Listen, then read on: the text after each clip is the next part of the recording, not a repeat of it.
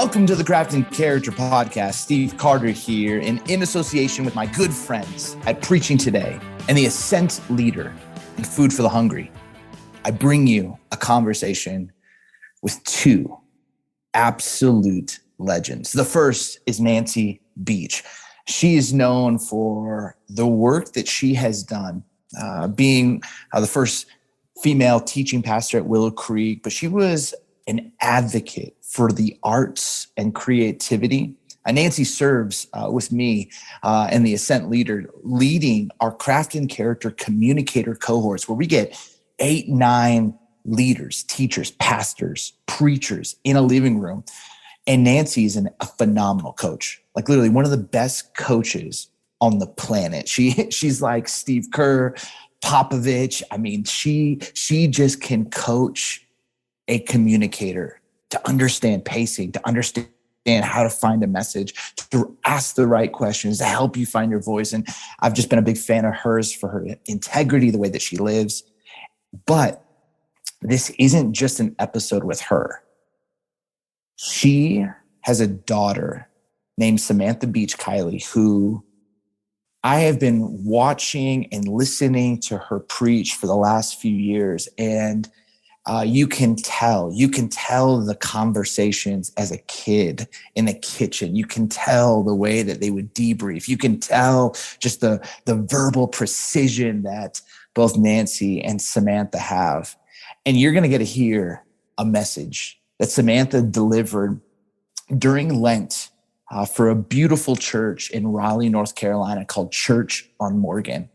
Samantha's been teaching there, and she is phenomenal. So get a little glimpse of her sound, and then we're going to dive into a conversation with Nancy Beach and Samantha Beach Kiley. We're going to talk about the art of preaching, about coaching communicators, and also about their brand new book that they wrote together. And the concept is absolutely beautiful.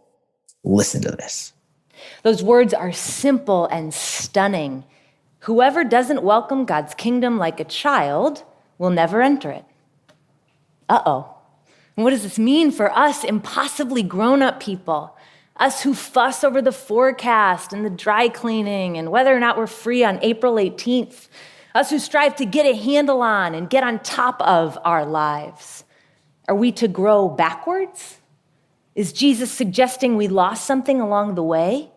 And can it be recovered? For as it is stated in this passage and also preserved for us in Matthew and Luke, the project of becoming like a child seems paramount to our participation in the kingdom of God. I want to linger on that term for a moment before we get on. So for some of you, this phrase, kingdom of God, might be interchangeable with heaven.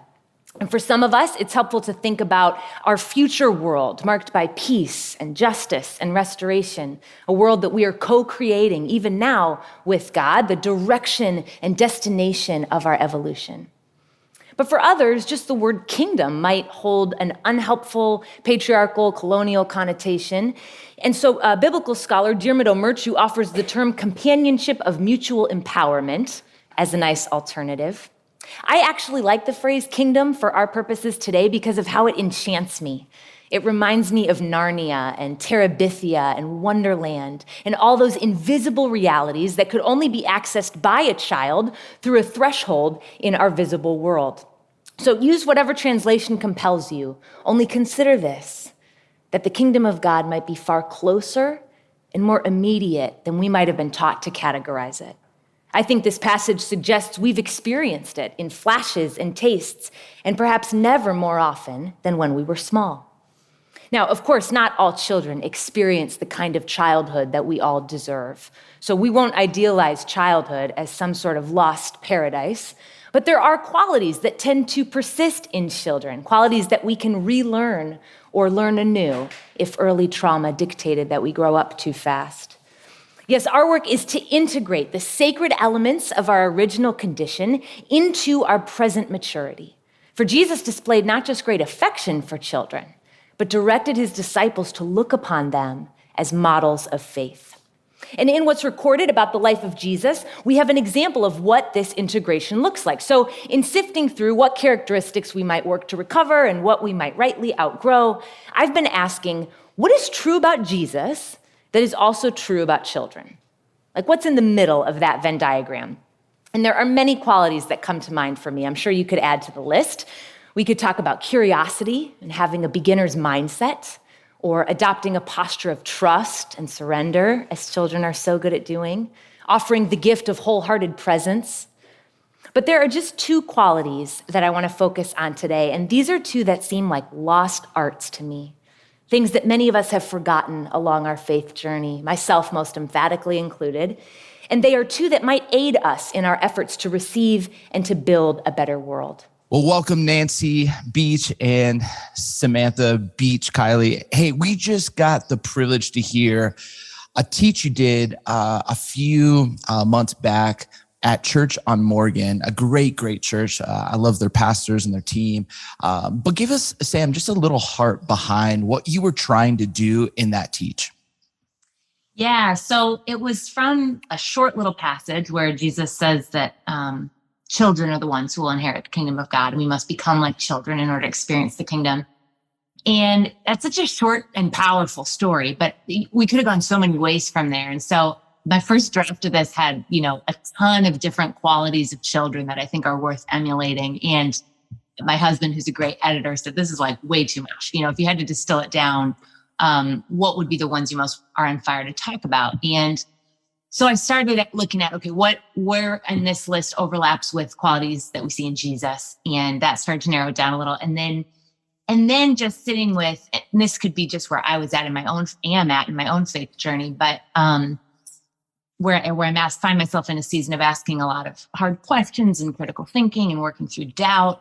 The qualities of wonder and zeal kind of popped to the surface for me as things that I was losing touch with. And I felt like some other folks in my orbit might be as well, as we're wading through these hard questions and all of that. And it's sometimes honestly harder than ever to be enthusiastic about our faith and what God is doing in the world. And so narrowing in on those two qualities really helped me find the heart of this message. And it was fun to go from there.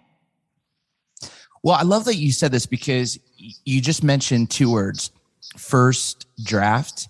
And I'm curious because, obviously you and Nancy, your mom, are writers, but there is a way at which you both communicate. I had the privilege, both Nancy and I, last summer to preach at the same church in a suburb of Chicago, and got to watch her communicate. And again, just there is this effortless, what it feels like in the way that you all communicate. But I can tell that the craft of writing, the first draft, possibly a second and a third, there is something at which you all, and you both do so well. Talk about the first draft, and I'd love to start with you, continue with you, Sam, and then jump to you, Nancy. Like, talk about the writing and how you go about that. I mean, this teach at Church on Morgan was 18 minutes, but man, you jammed such incredible content in there. So talk about the first draft process for you. Well, the first draft probably would have been 35 minutes. I start with way too much. And it's actually my most favorite part of the process because I just throw everything on the page that could belong.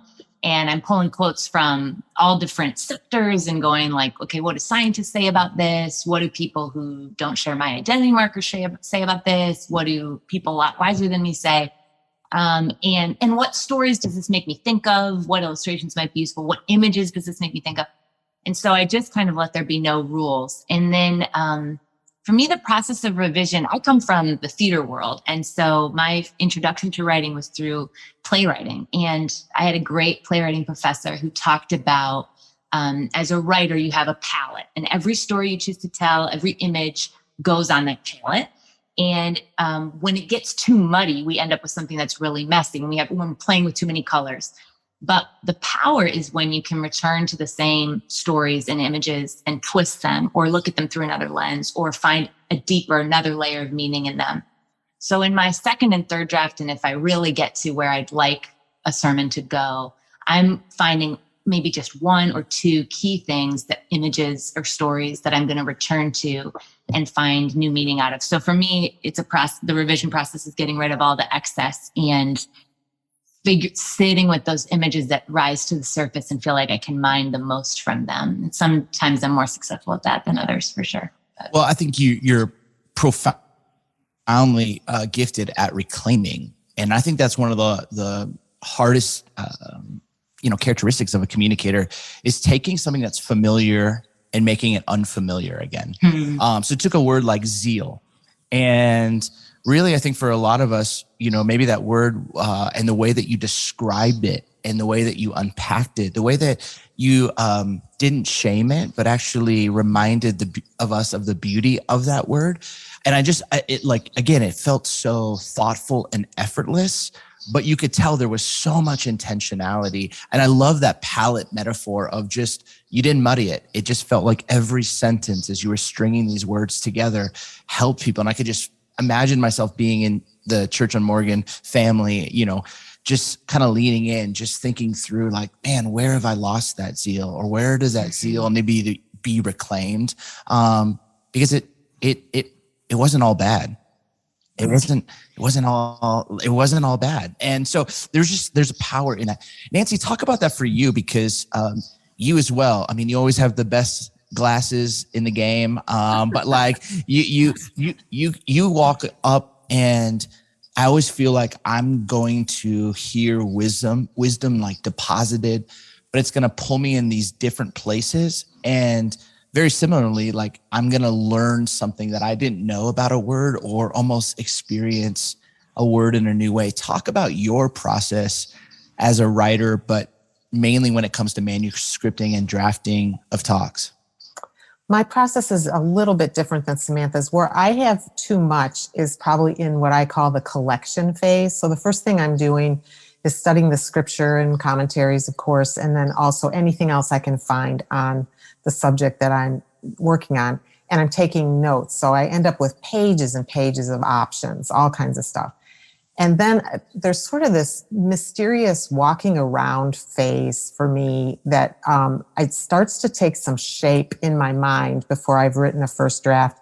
And my friend John Ortberg used to call it like the movements of a message, not so much points. That's how I used to think. I'm very linear. What's my top 3 points? It's not as much that as it is sort of a sense of, I could go from here to here and maybe tell that story or whatever. So by the time I do my first draft, there still is probably a little too much, but I've kind of already weaned a lot of it away, in my mind. Where I go too much, we all find our voice in teaching. And one thing that's true of my voice, and Samantha has done this as well, is I love to use quotes. The problem is I use too many. And so, sometimes someone will say to me, like, what do you think? Because I'm always saying, but this brilliant person said this. And so I usually have to take about half of them out that I would love to quote, and get just the ones. And I think Samantha's so good at this, just the ones that are really going to deliver, the punch that I need. Yeah, no, I honestly, I think in this day and age where I feel like, it's really easy for people to take an idea and use it as their own. The use of the quotes, and they're not all from the same commentary. It's not just one person, but the range at which you both use quotes, and how eclectic the wisdom that you are pulling from. It shows me as someone who's receiving from both of you how much you have put into this talk. And it communicates that. So and I think some of us are communicators have kind of grown up going, you don't want to quote anybody. You just want to make it seem like you're the smartest person in the room. And I just really appreciate the humility, but the curiosity, but the depth that both of you bring. Would you both consider yourselves writers who teach? Or are you teachers who also write? Or is there another option? Mm-hmm. What do you think, Mom? I think we're different. I think I'm more of a teacher who writes. And I think Samantha is a brilliant writer who has now discovered her voice in teaching. For me, I've always called myself a reluctant writer. I'm not one of these people who just can't wait to write a book or anything like that. I love to communicate, and usually I think of that more verbally. So the writing supports that. But when I see brilliant writing, and I know I'm biased because I'm her mother, but I say this about other writers as well, when I know it when I see it. And I have great respect and awe for people who have a way with words like Samantha does. And I think it's an incredible gift, but she also can bring the communicative gift too, to that writing. So that's my opinion, but I think she's a writer who teaches. Thanks, Mom. Well, I've learned from watching my mom how to take the time to teach. Like, the script is what it is, but it comes to life when we actually are present in the moment. And that's something I've always admired about my mom's teaching, is her ability to have it all on the page, but connect and do what the moment requires. She's so great at sensing the room. And I think that's where great teachers who also write can be so effective. And so that's kind of my growing edge, and something I really respect about her teaching. Well, I love it because I think, you have this performance background. You spent time in Brooklyn, you write about this, you even told us a little bit about it at the Teach at Church on Morgan. But there is this performance, and, I actually came to know who you were, Sam, during COVID through some kind of creative pieces that you had created. And I was like, this is incredible. And so, but they came across as really honest and really human, really natural, whether you were, filming it inside your closet, or you were doing a performance somewhere. And I just really, really amazing. What have you learned from the theater world that has been an easy kind of adaptation into a church preaching space that could be beneficial to any of our listeners? And then what has been the piece of theater that you're like, that has been the hardest for me to shake? Yeah. It's a great question. Well, the first time I was invited to teach, I remember sitting down to write and this feeling of like, so I can just say it, like I can just say directly the thing that we're talking about, because so much of artistic work is, Emily Dickinson has a poem where she says, tell the truth, but tell it slant. And I feel like that's what we're doing as artists, is trying to not just come in and hit you with the thesis right away, but maybe invite you to ask a question yourself, or help you see something from a different angle, or walk you to the edge of the discovery, but not quite go all the way. And so I have kind of held on to that approach, because in part that is also because I'm a young voice and I'm keenly aware of that. I'm often teaching in front of audiences I know are far better educated, have been walking with God for a much longer time than me.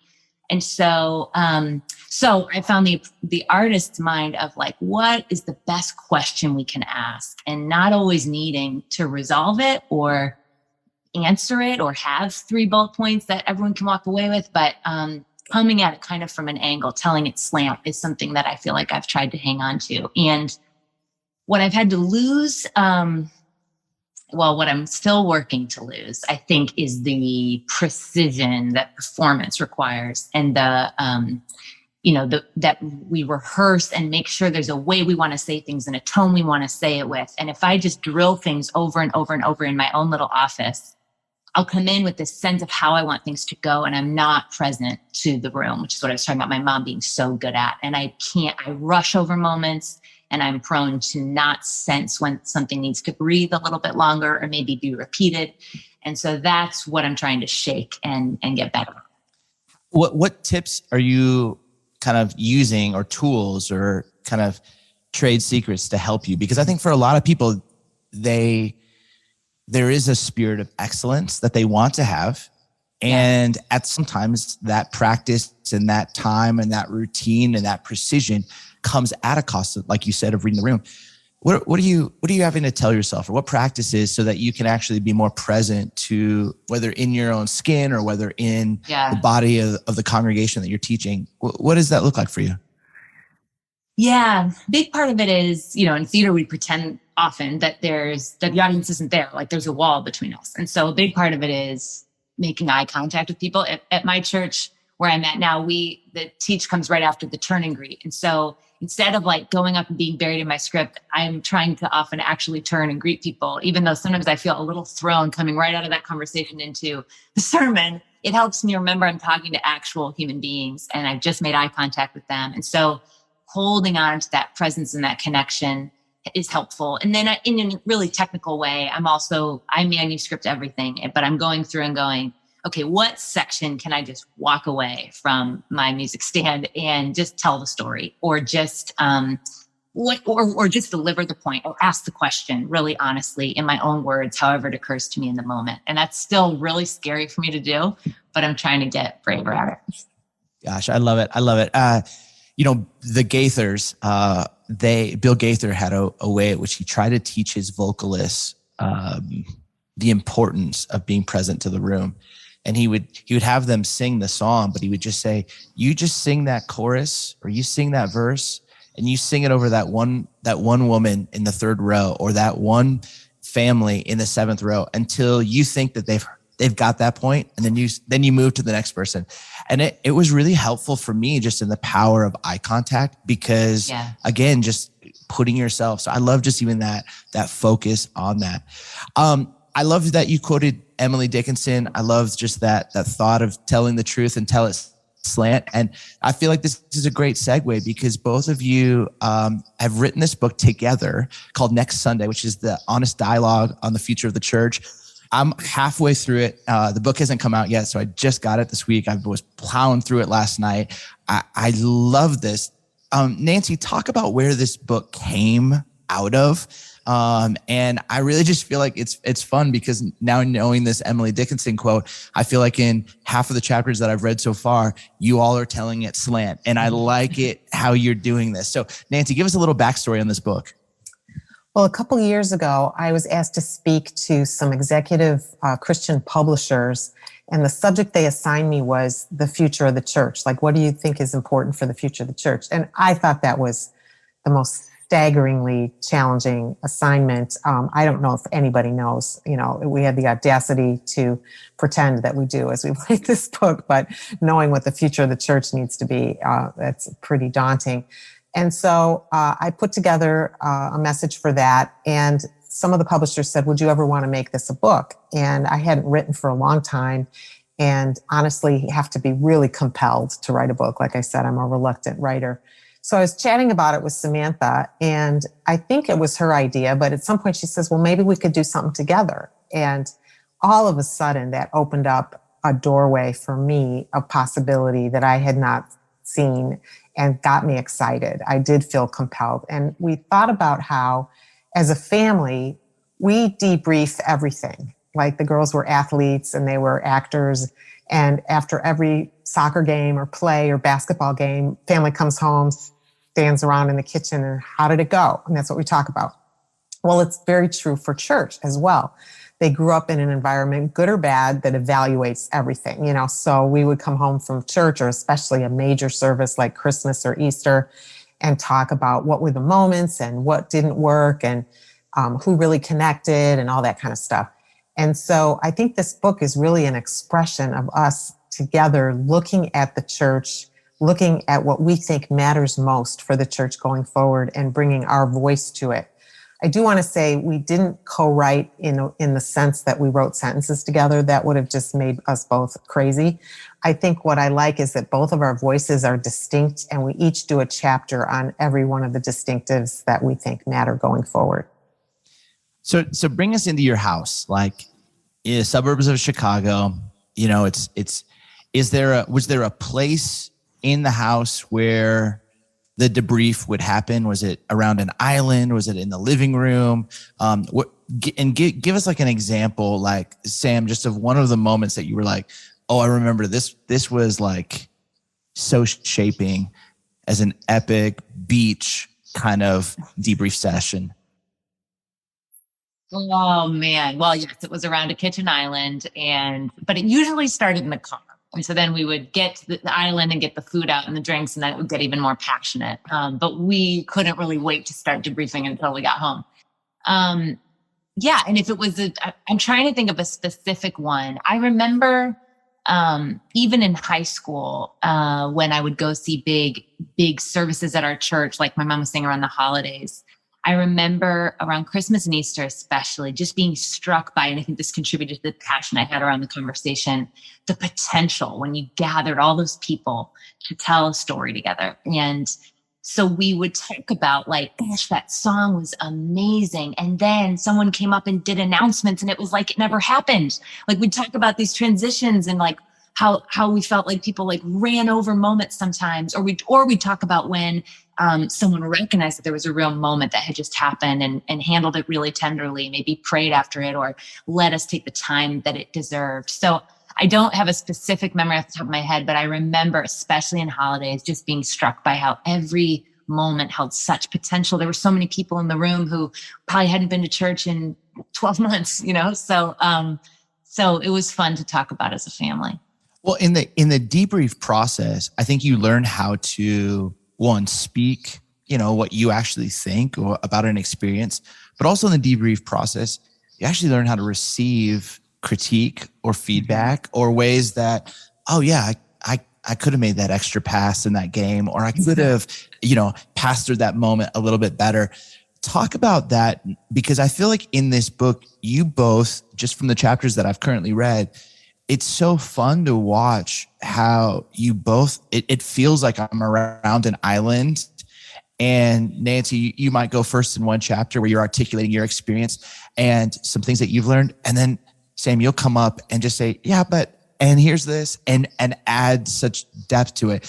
But I'm curious, Nancy, as a mom, was that just an intentional thing that you and Warren, your husband, were like, hey, we're going to have a culture where we can talk about anything and we can chop this up, even about church, even about my job, even about a teach, even about a game. Talk about that. Well, I wish I could say it was super intentional and we were just, that smart that we figured it out. I think, like Sam said, in many ways, we couldn't help ourselves. It's just kind of how we're all wired. And the funny thing is, my husband included. So while with sports, of course, he was more of the expert, even in the arts and with church, he had a strong point of view and a voice to add to it, which was really great because he sort of represented the everyman kind of person, experiencing things. And I think there's a humility too that we learned with each other to say, okay, don't just tell me what I did well, but how could I get better? And we tried to model that. And so when I was teaching already at the church at that time, I really wanted to know what my daughters and husband, thought, what they had to say. And they would tell me what I did well, but they also would say, Mom, that one section was kind of confusing, or, I thought you rushed too much through that. Or they always would tell me, you were funny, you had a joke, but you didn't wait for it, because I had no confidence in my humor whatsoever. I would just go, right through it. And they'd say, you are funny, but you just have to trust it, So I just think we all got better. And that's what evaluation is about. It's celebrating what went well and then saying, if we had it to do over, Ken, what would we do different? With Samantha as a basketball player, the main thing in the family was shoot the ball. She was always, she was a great passer, point guard. And, it drove her dad nuts because she would not take the shot when she had a chance. And I think those conversations apply then in every arena, not just sports. Man, real quick side note. You did a teach, Nancy, at Soul City in 2017, 2018. I think it was 2018. And that was one of the points. And it ministered to me at such an important moment. And just you saying that phrase, it just took me right back to listening to you preach in downtown Chicago. I want to go and just walk through this table of contents. Because I think that was one of the things that first just intrigued me. I love the idea, both of you writing this together from different generational experiences, different kind of opportunities that both of you had. But I thought maybe just for a moment, you could just take like a couple sentences and kind of say what the heart of this chapter is about. Let's start with the first one. Turn and greet terrors, or does anyone actually care that I'm here? Sam, what's that one about? Yeah, this is our our chapter about community, which we started with because I think that's what so many of us long for when we walk through the doors of a church, and it's one of the hardest things to find. So we talk a little bit about what that looks like today, what it's looked like historically, and what it might look like in the years to come. Love it.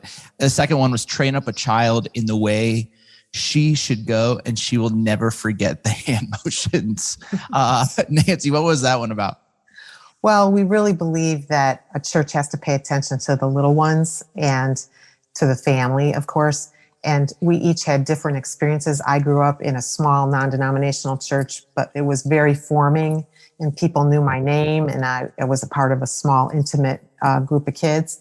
And then I wondered what that would look like in a mega church for my girls to grow up and be formed in so many ways by what was called Promised Land in our church. But we really wrote about the fact, Barna and all the other research groups say that the huge majority of people who ever come to faith do so before the age of 18. So why aren't we putting in, disproportionate amount of our energy and resources into children's ministry? So good. Third chapter, Monday through Saturday. Sam, what's that one on?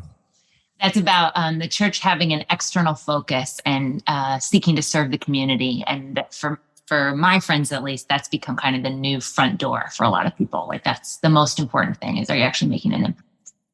Yep. 4, you had to be there. Nancy, what's that? That's about what I've always called the hour on Sunday. It's the gathering itself, which is only one part of church, but which probably gets the most attention in some ways, the most criticism, the most divisiveness over, what should that look like? And we both have a perspective on the gathering. We both highly value it, but talking about what does it mean going forward, and does it still matter? Awesome. 5, when Harry works with Sally. Sam, what's this one about?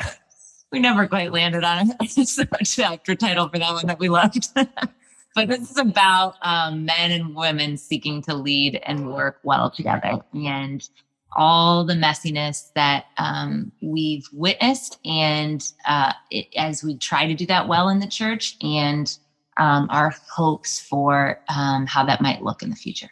So good. The mess we've made. Nancy, what's that one on? That was probably the hardest chapters for us to write, because it's about the church's history of exclusion. And we could have talked about a lot of ways the church has hurt and wounded people. We decided to focus on 2 primarily. One is the racial divide. And here we are, 2 white women, obviously, but writing about our own awakening with this and our own learnings. And then the LGBTQ community. And what does it mean going forward, that this is one of the top questions churches have? And are we going to be inclusive? And if so, what does that mean? So we both wrote about that. Man, the reason I wanted to walk through these, because I don't want any of our listeners just to think this is about a program. Mm-hmm. The way that you unpack really the heartbeat, the ache, the things we have to address and get right moving forward. Man, this is such an important read. Behind the curtain, Sam, what's this one? This is the last chapter 7. Yeah. Well, it's kind of connected to, what you're doing with this podcast, but that, like, at the end of the day, if our character and our relationships on our church teams are not Christ-like, then what are we even doing? Because as people come and get closer and closer to the center of the church, or the folks in leadership, the folks on the team, what are they discovering more and more dysfunction and more of a mess? Or are they discovering, hopefully of course, imperfect people, but fiercely committed to loving each other well. And so that's kind of our conversation around a church culture. What does it feel like to be there? Yep. Okay. So Nancy, go back, a few years to, you're at South Park, and you have been helping to build this youth ministry. You go and you are part of Willow Creek. Let's say, like, you're in your early 30s. You're, somewhere around Sam's age. Of the 7 from your generation, what was the most important that you were thinking for my friends? This is what we had to get right. I would say it was a tie between community, which we valued really highly, and the gathering on the weekend. Now I'm biased because that was my whole area, the arts and all of that. But we put so much emphasis on what was going to happen in the teaching and through the arts on Sunday morning. Those were probably the two that the boomers that I was a part of were focusing on. And Sam, for you and your friends, like what of the 7 are they like, hey, if you don't have an answer for this, I'm probably not showing up to a church in Austin. Yeah. Yeah, I would say the chapter, The Mess We've Made, on the church's history of exclusion and oppression, and the chapter about having an external focus and being of service in the community would be the ones that are the most important to my friends. And, coming up with this list of distinctives, even I think we probably each would have 7 slightly different bullet points. And so it reminds me when my husband and I did our wedding registry, and it was like, well, I would choose these plates. He would choose these plates. What are the plates we would choose together? And, I probably, chapter 6, the one about the mess we've made, could have been like 3 chapters would have been 3 in my list of 7. I mean, that just feels like what all my friends are wanting to know. What does the church have to say about the people we've excluded? Yep. That's what I think is just so beautiful about this ability that you guys both have. And you both love the church, and you both have experienced, things that just haven't been the best, but like reading these pages, and again, only halfway through, I'm like, can't wait to get off this podcast, and I have the rest of the afternoon. I'm going to plow through it. But I just feel the love that you have for the church, and the desire to, coming back to that Christ likeness, to these distinctives, to these postures. Talk about why you both love the church so much. Why you believe in the gathering, and why you believe in community. Why this matters so much to you in a time where it's really easy for people not to, and especially for people who have experienced moments that haven't been the church at its best, for you to still have almost a palette or portfolio of incredible stories. Talk about that. Well, I think in the last few years, I've been asked a few times, like, why haven't you just walked away? I've often said my greatest joyful moments in life and my most painful have both happened within the context of the church. So it's been a real mystery to me in some ways how it can be so great and then so awful also. But that's because we're all sinners, and we bring ourselves, to this community, this completely imperfect community of broken people, all trying to figure out what transformation could look like if we did it, cooperated with the Holy Spirit, and were real with each other. But I also am at the place where I say, I don't know what the other option is. I don't believe in isolation. I believe that when the church gets it at least close to the vision of what God had for it, it can be the most beautiful, healing kind of experience that we could possibly have. And it's my only option, I think, for really truly becoming more like Jesus, to be surrounded by people who'll speak truth to me and support me and be there when I most need them. So, similar to when Jesus said, are you all going to leave me too, to the disciples? And Peter said, well, where else would we go? I kind of have where else am I going to go? This is the best place I know to try to work it out, work through my salvation with fear and trembling among some brothers and sisters. Oh, that's beautiful. That is beautiful. Sam, what about for you? Yeah, well, over the course of, it takes a long time to write a book. And from when we started to when we finished, it sort of eclipsed the time in which I committed my life to vocational ministry and fell in love with the church again, even as we wrote about the hard pieces, and felt like this was the place where I could hope to see happen so much of what I longed for. And I think a lot of my hope comes from the fact that it's so distinctive. I mean, I can't think of a lot of other places like it in modern life. And I think many of my friends long for what the church is at its best. They long for community, and especially community with people who aren't like them, which is harder and harder and harder to find. with all our algorithms that help us find exactly who we're looking for. My friends long to be of good service to their community. They long for their hearts to be being transformed, and they long to do that work together and to experience transcendent moments in community that jump off of a screen and put us in real flesh and blood together, crying together, laughing together, gasping together, being quiet together. That is we don't get to do that I don't know where else we sing together. I mean, they're just, and that tying us all to these ancient stories and what we can learn from those who came before us. I think when that's done well, it's unlike anything else we get to be a part of. And so I just so believe that it has more than ever to offer to people moving forward. And we just have to reckon with some of our history in order to do that well. I just want to say one other thing.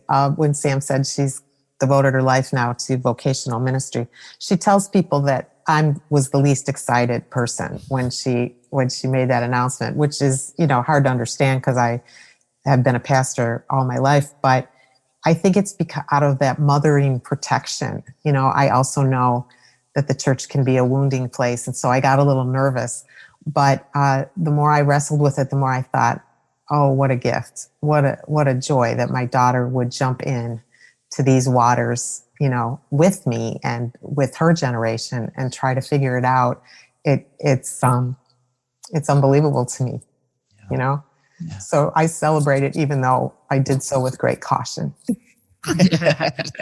No, well, and just hearing you rattle that off, Sam, it's like I want to hold that clip and just because there was something so beautiful about your take on the bride and just what she can be, and the truth. And I'm grateful for, again, how both of you handle this. Is there is stuff that has to be reckoned with, and that's not bad. It's actually really, really good. And that's stuff that I feel like helps us kind of move into the next iteration of what I think Christ wants for his bride. And I feel like this book, you all are just diving in.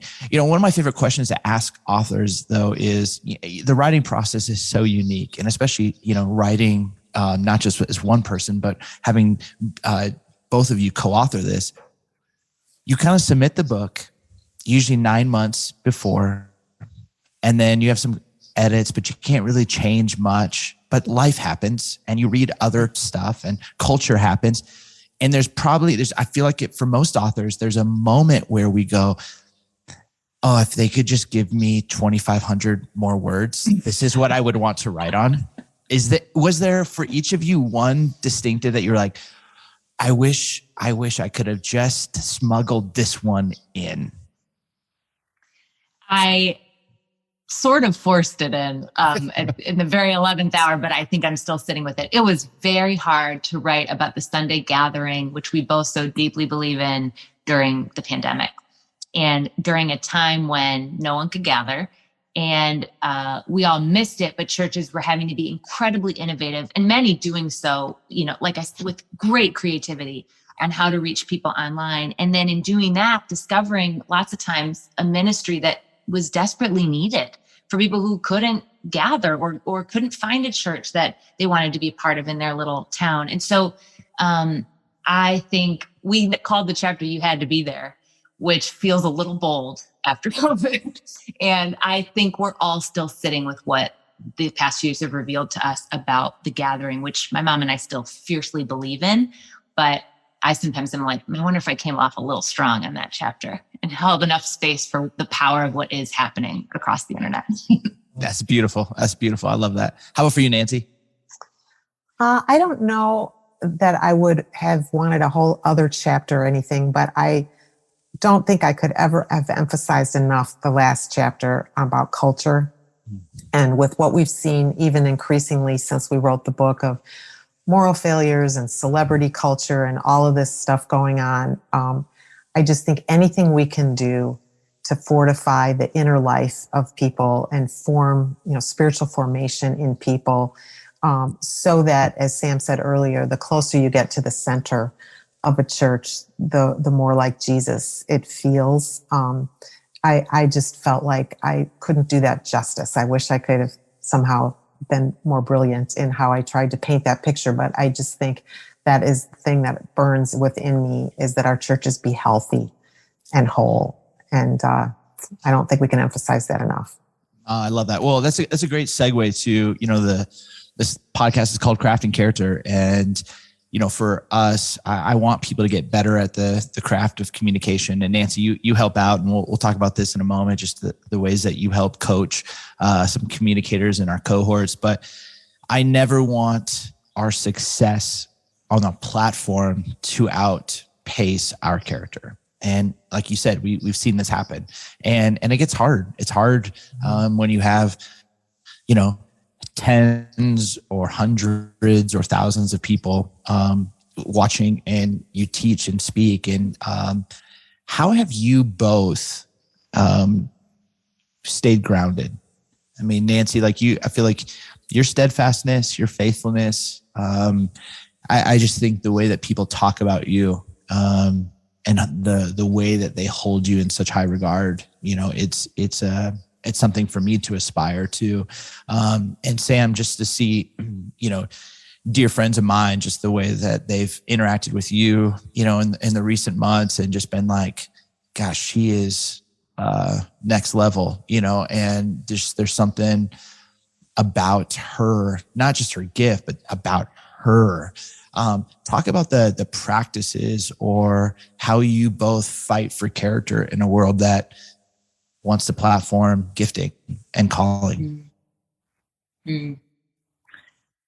Well, I'll be very curious what my mom has to say. She has many more years of wisdom on this than me, but I have admired watching her, especially in recent years, just her commitment to honesty and having hard conversations when they're required, and not, we're both Enneagram 3s who could be prone to being spin doctors of all kinds. And so I'm really aware, especially when you're in an upfront role, that my attention can all go to how I'm perceived. And so I just admired my mom's ability to let that go and pursue honesty and integrity instead. And in a really practical way, I mean, this is just one small thing though that's been setting me free the last few years, is the practice of contemplative prayer. And one of the meditation teachers I love calls it taking a vacation from yourself. And I've been trying to be disciplined about doing that. For my time with God used to be full of words, and I would journal everything and read everything. And I'm just being, it's doing work in me to just sit in God's presence. And before I've said anything or made anything that day, be reminded that I'm already enough, that I'm already loved, and that I'm so small. And that's getting harder now that I have an infant around, but I'm trying to find moments for stillness and solitude still. I love that. And I mean, I think that's one of the pieces for me that, we've never hung out in person. It's just all been through like an evening psalm, like an interaction online, or just connect here or there. But watching you, I just feel like there's a groundedness. And that's just something I just so appreciate. There just seems to be a real rootedness. And that I feel like when people have experienced contemplative prayer, just to like rest in some of those truths, gosh, what a gift that is. So Nancy, what about for you? Well, I appreciate your kind words earlier, but I think the longer I walk with God, the more I see the darkness, that lurks within, the more I'm aware of my addiction to approval and, the letting go process. I think it's going to be lifelong. But you notice more and more if you pay attention. And I'm just trying to pay attention and say, where did that thought come from? And why am I concerned about that? And why do I care what this person online said who I don't even know? And so I couldn't say it any better than Sam did. I have learned to be still for periods of time, particularly in the morning, because I'm a morning person. With less words. And it has really made a difference. I'm never going to be good at meditation and all that. And that's the achiever in me, good at meditation, like I'm looking to get an A or something. It's just doesn't come naturally to me to be still, but it's when I'm still that I remind myself of my fundamental identity, which is that I'm a daughter of God. And if I can get back to that and quit my pushing and striving and just see what God has for me, it's been very humbling to get older. And it's a season of recognizing that it's time for me to be in the background.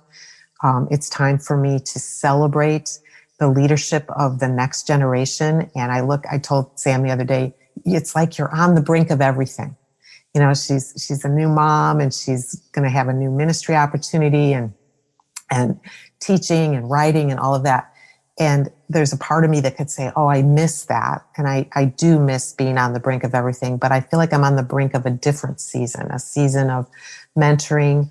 You mentioned cohorts. There's nothing I love better than getting around younger leaders these days and supporting them, encouraging them, being a mirror for them, a safe place for them.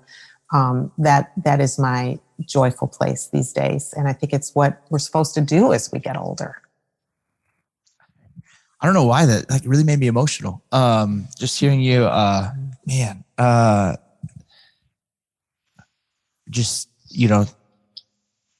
that mama's heart caution for Sam going into full vocational, and also that profound wonder of, you're at the brink of everything. Like it's all, but I think just the beauty of, stepping aside and amplifying and coaching and mentoring. And I mean, again, you're one of the best I've ever seen. Just the ways that you can ask the right question or facilitate or make people from, I was in one recently in Phoenix with you, and women and men just hanging on the words that you were speaking and the ways that you were coaching, the ways that you were joining in on a practice, but then just drawing out the best. Why do you think it's hard for people to step aside and make space? And I think that's one of the, I think that part just, I feel like it's so rare these days. Well, my friend Nancy Ortberg has a metaphor for it that I've held on to many times. It's from the movie Seabiscuit. And there's this race towards the end where the one rider, the one jockey, pulls back a little bit intentionally and lets Seabiscuit soar to the win. And she has often said it's time for some of us to make room, to make space for these new voices. And, in the secular world, an Episcopal priest I know told me this recently, and I think it's so true. In the secular world, if you think about movies and Lord of the Rings and Star Wars and Harry Potter, there's all these wisdom figures. Yeah. There's Gandalf and there's Yoda and there's all these, wisdom figures who've been around a while. And I'm certainly not trying to call myself a wisdom figure, but I think the way of God is that as we age, we are able to pass the baton, and as we do so, to give counsel, to listen, to support, to say, I know, I get it, I've been there, or maybe even a few warnings, from mistakes that we've made. That's the way it should go. And the young, in my opinion, these days, the younger generation is far more humble and open to receiving that kind of mentoring and coaching than my generation was when we were starting out. I personally think we were quite arrogant, and we thought our parents didn't know anything about how to do church or whatever. I don't sense that from this younger generation, and I am inspired by them because I see them looking with wide eyes and saying, what can we learn from you? And it's beautiful. And it's a wonderful thing to be able to be invited into that kind of relationship.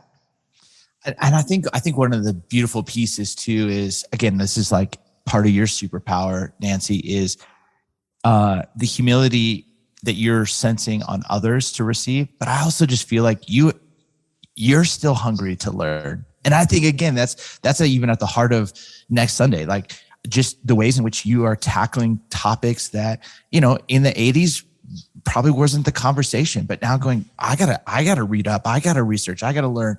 And I just keep going, gosh, as we step aside, there is a lot that needs to be reckoned with in the church. But I also go, gosh, there's a lot if we can make space and start to see women and men, people of color, community, just a little taste of heaven invading these gatherings and these living rooms and what is possible. And just thank you. Thank you for you both just trying, even tackling these 7 distinctives. Thanks for just the both of you and the way that you go deep with Jesus and your gift. I'll end with this question.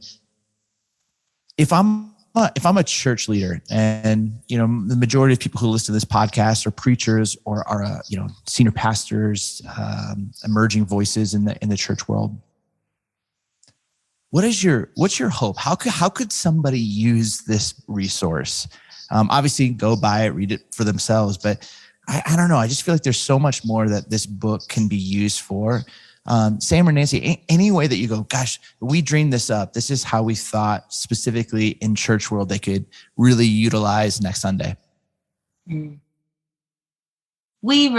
book is a dialogue. And so I think our great hope is that both, parents and their adult children to pastors across different denominations or different ministry spaces, and teams of church leaders would use it as a jumping off point, would maybe use these 7 distinctives to go, how are we in this area? Or what was once true in this area? And what do we want to carry forward? And what maybe needs to shift? And what do we envision for the years to come? But that we are 2 limited perspectives on all of these things, but they are 7 things that the church has been true of the church for as long as the church has been around. And so there are things that we get to keep reinventing. And as you guys have just so beautifully described, there's so much wisdom that we get to pull forward. And so my great hope would be that it just be that you buy a copy for yourself and buy one for someone else and have a dialogue with it. I love that. Well, hey, thank you so much for the time. One more question. I'm sorry. Where can people find you? Where can people find the book? They can find the book on Amazon. I know it's there. It was published by InterVarsity Publishers.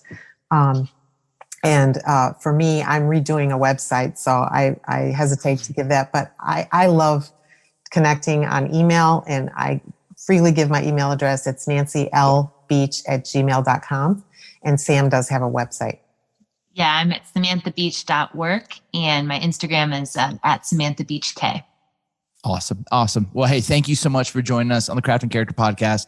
Go get next Sunday. You will be greatly, greatly blessed. Thanks for having us, Steve. Well, thanks so much for tuning into the Craft and Character podcast. And again, I'm just so grateful for Nancy Beach. She's going to be leading another Craft and Character cohort. It's launching this summer. You got to go to the ascentleader.org and sign up. This is going to be a cohort that is for both women and men. We actually believe that women and men were better together in Danielle Strickland language. Like we believe this. We want to encourage. We've done a couple of these groups already, and it's been incredible. Also, this fall we have a group with Dave Stone, and Dave Stone's just Captain Humility. Go to the Ascent Leader, check it out. Also, if you're a church planner, we just launched the church planners cohort, or if you're in the midst of a transition, we're launching transition leader groups all the time. Go to the Ascent Leader, see where you can actually fit in, because leaders get better when they get coached, when they get mentored, and when they're in living rooms with other leaders and they can show up and be honest and human. Hey, also, you know how much I love what Preaching Today is about. And we're doing some amazing work. I feel like this podcast is a part of it, but the work on that website, and I love this partnership that they have with Craft and Character. You can literally get PT, Preaching Today, a membership. It's going to give you sermon illustrations. It's going to help you with exegesis. It's going to feed your soul. There's these member conversations that we get to do. They're just going to kind of pour in and invest in you just for a very, very reasonable monthly rate. You can go to orderptnow.com/cc30, and they will give you 30% off, which is just an absolute steal. And then please check out Food for the Hungry. I'm excited. I'm headed on a trip this summer with them. I'm excited. I've been doing work with them. I sponsor 10 kids through them. And I don't know. I'm just about what they're about. Holistic, communal transformation. They're doing some amazing, amazing work. So my friends, thank you so much for your support. Hey, share this. Maybe you know someone who just needs a little bit of what Sam and Nancy taught, or maybe for you, you've just been tracking with the crafting character story. Would you leave a review? I mean, that goes so far. I know people when they're looking through podcasts, they'll read it, they'll see it.